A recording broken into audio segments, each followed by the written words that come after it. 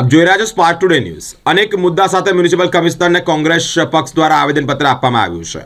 વડોદરા શહેર કોંગ્રેસ સમિતિ દ્વારા આજરોજ ગંદા પાણી, રોડ રસ્તા અને મતદાન સુધારણા નીતિ બાબતે મ્યુનિસિપલ કમિશનરને આવેદનપત્ર આપી રજૂઆત કરાઈ છે।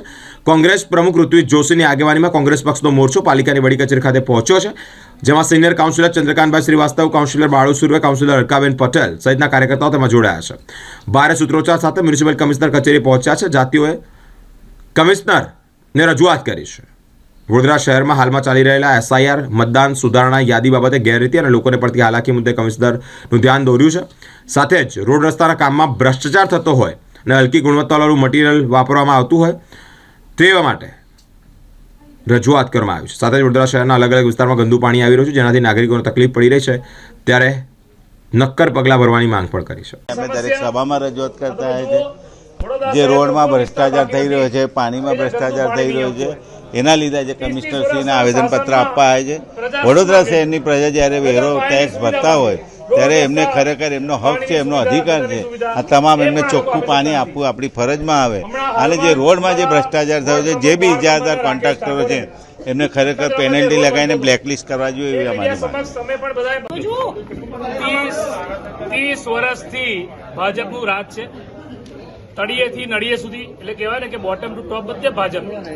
મેયર ભાજપના, કોર્પોરેટરો ભાજપના, સ્ટેન્ડિંગ ચેરમેન, ડેપ્યુટી મેયર, બધા મોટા હોદ્દા, ધારાસભ્ય, સાંસદ, તો પણ આ ભાજપના નેતાઓ જેમને વડોદરાની પ્રજાએ ખોબે ખોબરીને વોટ આપ્યા, આ વડોદરાની પ્રજાને પાયાની સુવિધા નથી આપી શકતા, 2 ટાઈમ પીવાનું ચોખ્ખું પાણી નથી આપી શકતા, સારા રોડ રસ્તા નથી આપી શકતા, તો આ ભ્રષ્ટાચારી રોડનું જે મટીરિયલ અમે લાયા હતા, આ મ્યુનિસિપલ કમિશનરને બતાવવા લાયા કે જુઓ કે તમારા જે મળતિયાઓ, જે કોન્ટ્રાક્ટરો કેવા રોડ બનાવ્યા છે, જેમને તમે બ્લેક લિસ્ટેડ નથી કરતા, જેની તમે પોલીસ કેસ દાખલ નથી કરતા, આવું ગંદુ પાણી વડોદરાની પ્રજાને પીવડાવે છે, તો એની સામે પગલાં નથી લેતા। તો અમે કમિશનરને કહેવાયા હતા, પણ કમિશનર અહીંયા હાજર છે નહીં, તો અમે એ કમિશનર ઓફિસની બહાર બીજેપી એટલે કે ભ્રષ્ટાચારી જનતા પાર્ટી, જે ડાંબરથી ભ્રષ્ટાચાર થયો છે, જે આ હલકી ગુણવત્તાવાળું મટીરિયલ વાપરવામાં આવ્યું છે, એનાથી બીજેપી લખી કાઢ્યું છે અને બાજુમાં ચોકડી પણ મારી છે કે વડોદરાની પ્રજાએ નક્કી કર્યું છે કે આ વખતે ભાજપનો ગરબો ઘેર, અને આ દૂષિત પાણી પીવડાવીને લોકોને બીમાર કરી દીધા, લોકો ત્રાહિમામ છે। ત્યારે આ બધી પાણીની સુવિધાથી જ્યારે વડોદરાની પ્રજા વંચિત છે, 30 વર્ષ વિચાર કરો, 10 વર્ષ 20 વર્ષ 30 વર્ષમાં તો આખું સામ્રાજ્ય બદલાઈ જાય। સ્માર્ટ સિટી ઉભો પાડી વડોદરાના ભાજપના નેતાઓ સ્માર્ટ થઈ ગયા ભ્રષ્ટાચાર કરવામાં। આ ભ્રષ્ટાચાર કર્યો છે રોડ રસ્તામાં, અને બધા માલામાલ થઈ ગયા, બંગલા બની ગયા રાતોરાત, મોટી મોટી ગાડી બંગલા, કોના પૈસે? આ વડોદરાની પ્રજાના વેરાના રૂપિયા। અને વિકાસ બૂમો પાડી વડોદરાનો વિકાસને વિનાશ કર્યો છે, વિકાસ ભાજપના નેતાઓનો થયો છે। એટલે માટે અહીંયા બીજેપી લખ્યું છે ડાંબરથી, કારણ કે એ ડાંબરના ભ્રષ્ટાચારથી આ લોકો બધા માલામાલ થયા છે। તો વડોદરાની પ્રજા અને આ વખતે નક્કી કર્યું છે, પ્રજા પર અમે ચોકડી પણ મારી છે કે બીજેપી પર ચોકડી વાગશે આ વખતે। કોંગ્રેસ પક્ષ તરફથી આવેદન આપવામાં આવ્યો હતો। એમની 2 રજૂઆત હતી। એક વોર્ડ નંબર 12માં અટલાદરામાં એક રોડ કન્સ્ટ્રક્શનની અંદર જે બેદરકારી થયું છે કરીને એમની રજૂઆત હતી। આના ઉપર આપણે એક વખત 2 દિવસ પહેલાં દંડ પણ કરી છે, લગભગ 4-5 લાખનું દંડ લીધેલા છે। અમે આના ઉપર ઇન્ક્વાયરી પણ શરૂ કરીને આ એન્જિનિયરને ત્યાંથી બદલી પણ કરી નાખ્યા છે। સાથે સાથે કોન્ટ્રાક્ટ એજન્સીનું 4.5 લાખની આજુબાજુ દંડ પણ લીધેલા છે। પણ મૂળ એ છે કે જે ઓરિજિનલ વિડ્થ ઓફ રોડ હતી, આની બાંધકામ અને કન્સ્ટ્રક્શન સિવાય કોઈની કહેવાથી સાઈડમાં એક્સ્ટ્રા રોડ બનાવીને માટી ઉપર બનાવી નાખ્યા હતા, જે ના કરવું જોઈએ, જેના કારણ આવો રોષ બહાર આવ્યો અને આ ટાર નીકળી ગયો હતો। એના ઉપર પણ કાર્યવાહી કરી છે।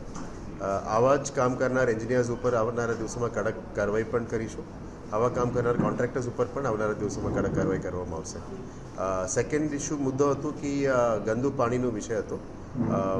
સિટીની અંદર અત્યારે આપ જાણો છો કે વર્ષોથી જે ચાલી રહ્યા જે ડિસ્ટ્રીબ્યુશન સિસ્ટમ છે, આમાં ખામીઓ તો છે જ।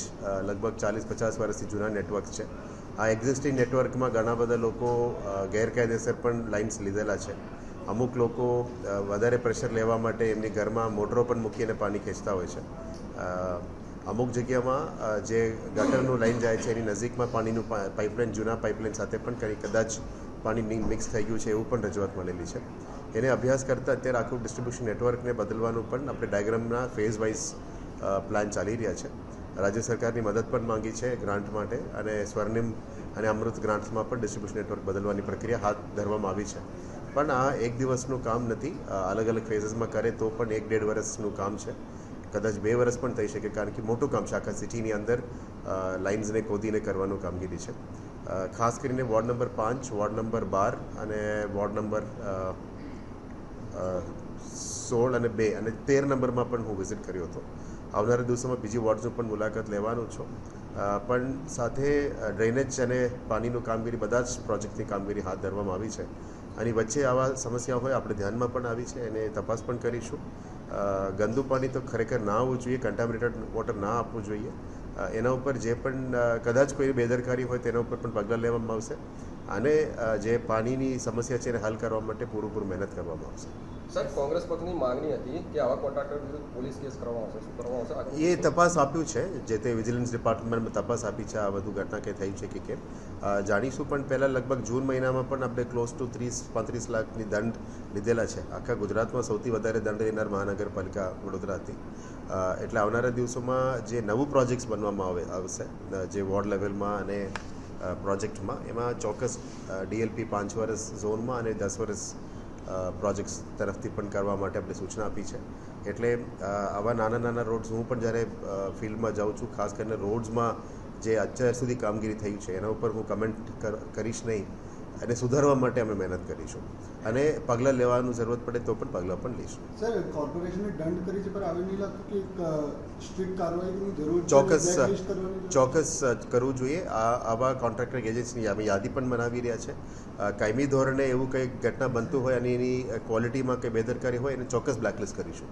અને બ્લેકલિસ્ટ સાથે એની કામગીરીમાં સુધારા ના હોય તો એને ફરી એક ટેન્ડરમાં પાર્ટિસિપેટ ના કરે એના માટે પણ કદાચ જરૂરત પડે તો અમે ઠરાવ જરૂરત પણ કરીશું.